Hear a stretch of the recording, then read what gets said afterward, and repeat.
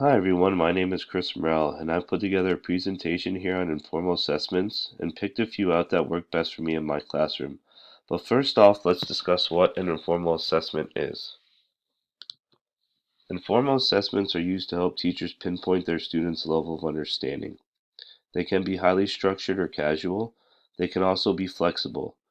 They help to determine individual learning goals, are non-standardized, and authentic. One type of informal assessment is the interview. The purpose of the interview is to keep students engaged, to check for understanding during a lesson, and to develop a rapport with your students. EdTech involved for the interview could be interactive whiteboards, Chromebooks, iPads, or Google Classroom. Advantages are instant evaluation and addresses the misunderstandings of your students. Some disadvantages may be students may not prefer to talk in large groups or afraid to give a wrong answer. Another type of informal assessment is the of observation. The purpose of the observation is to identify students' decision making and ability to perform a task.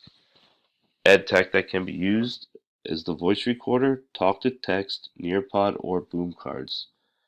Advantages are that observations are quick and efficient and can provide a real time evaluation. Some of the disadvantages would be that you can't keep an eye on every student at the same time, and outside variables may deter your outcome.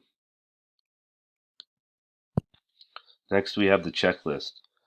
Purpose of the checklist is a quick and easy way to assess what students can and can't do. EdTech used for a checklist could be Google Jamboard, Moodle, or Trello. Advantages could be it provides guidance and it holds students accountable for their work. Disadvantages would be that they're not always reliable, and students can bypass steps but check them off as complete. Lastly, we have the portfolio. The purpose of the portfolio is that it includes a variety of student work and allows you to track progress over an extended period of time.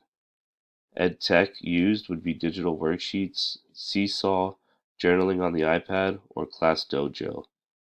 Advantages of keeping a portfolio is that it can follow a student from year to year and they are easily accessible.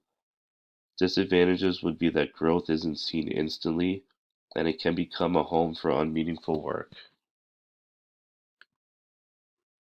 Alright, so to summarize what an informal assessment is, again, it's an in the moment evaluation. It tracks student growth throughout the year.